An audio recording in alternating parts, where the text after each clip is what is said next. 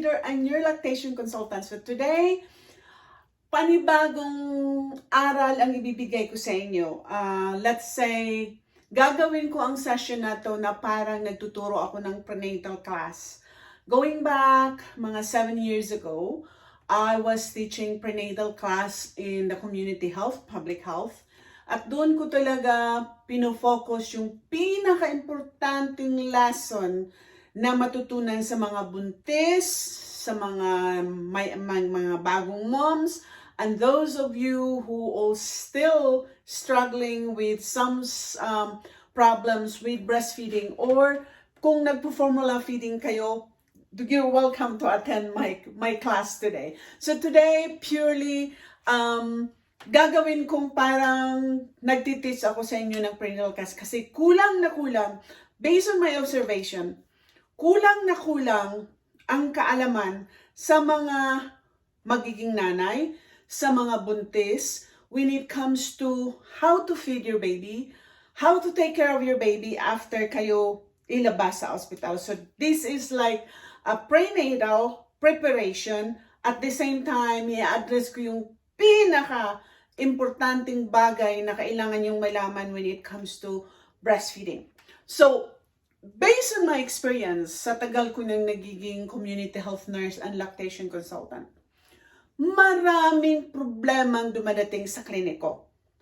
There were nanays na umiiyak, there were nanays na nawalan ng ganang mag-breastfeed, there were nanays na to the verge of having mental depression, nanay na mag-quit na ng breastfeeding, nanay na nag-give up na on how to continue the duration of breastfeeding.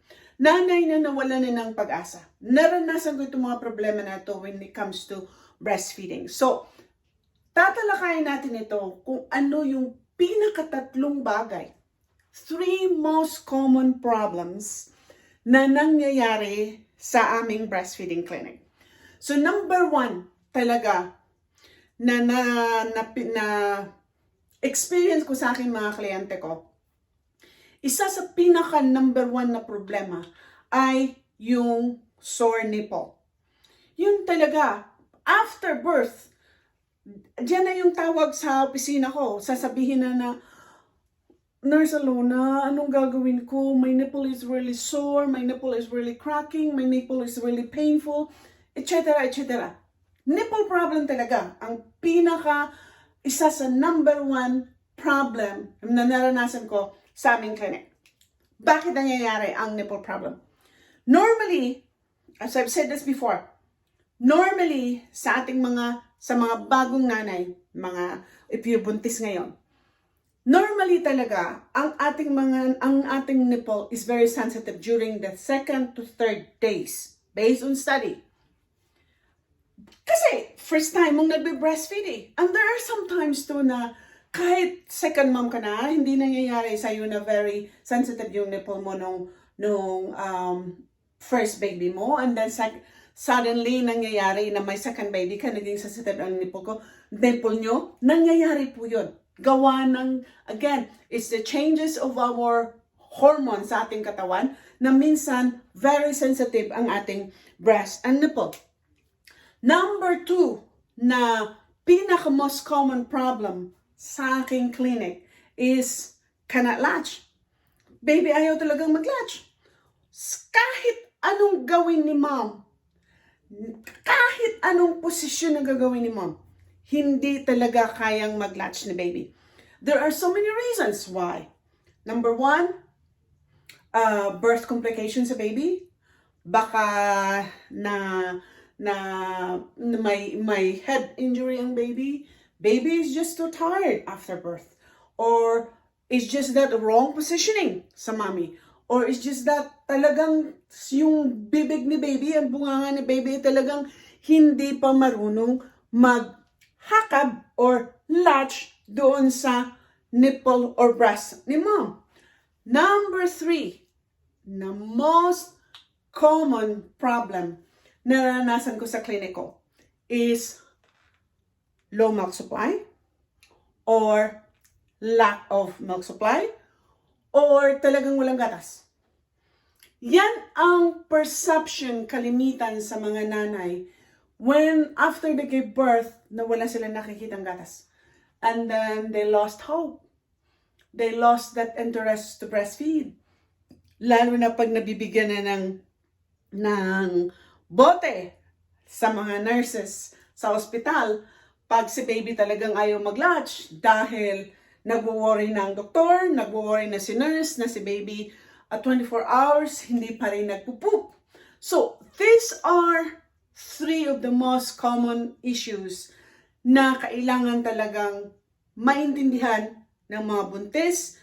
And those of you who are planning to get pregnant, or those of you who are still struggling dahil you still have your small babies at home, na nangyayari hanggang ngayon, nagbobote pa rin kayo, nangyayari hanggang ngayon, sensitive pa yung nipple nyo, sumasakit pa rin, tinitiis nyo lang para lang makadede si baby. Ay, saludo ko sa inyo doon.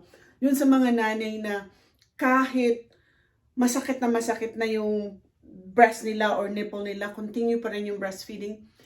Yung sinanay na feeling nila hindi talaga kayang mag-latch si baby, pero nagtiyaga pa rin kayong try mag-latch, magpa-pump, mag-express ng milk nyo, saludo ako sa inyo.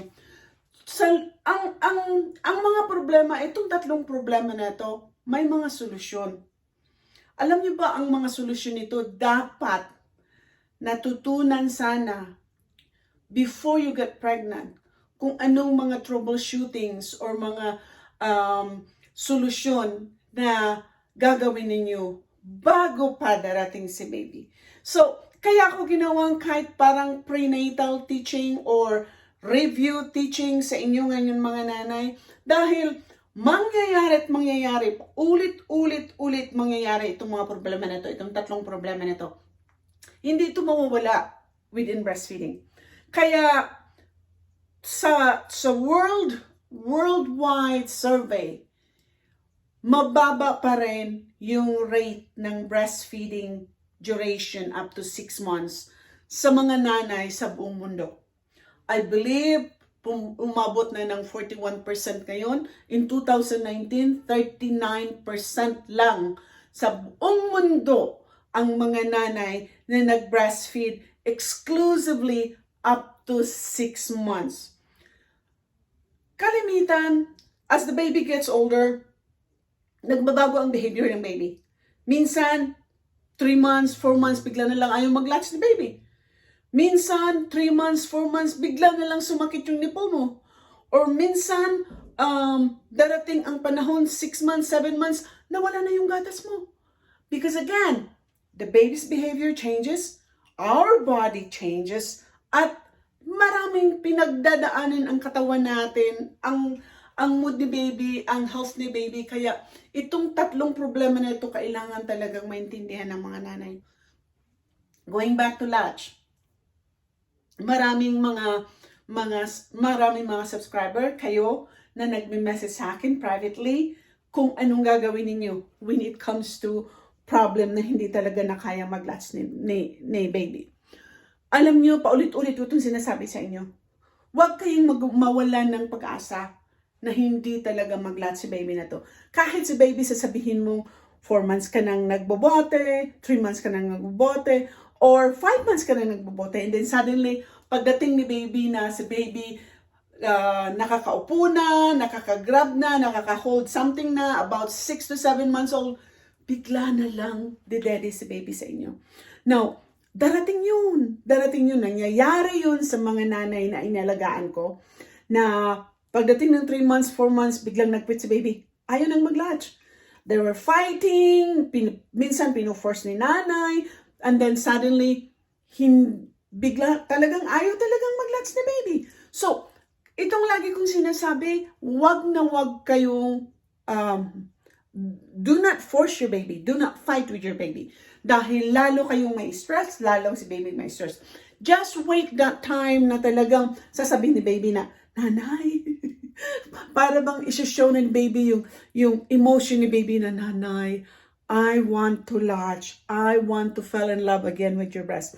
At darating yan sa mga ibang baby. Maybe not for all, But sa dinami-dami ng mga pasyente ko, as much as possible na talagang ino-offer mo, if you can do it every day, if you can do it every week, na ipapakita mo na nandoon yung milk mo, kahit pa konti-konti, at least, unti-unting natutunan ulit ni baby on how to latch. Sa soreness ng nipples, there are so many ways, based on the videos that I've created, kung bakit magiging very sore ang nipple natin. You need to get that deep latch. You need to get it. Dahil pag hindi makukuha yung deep latch, yun talaga ang number one cause ng soreness ng nipple. The second cause is kung ano yung orificial defect ng baby. Maybe sa jawline, maybe sa bibig, maybe sa lips, maybe sa gum. So, these are the things na kailangan nyo talagang maintindihan kung bakit sore yung nipple mo.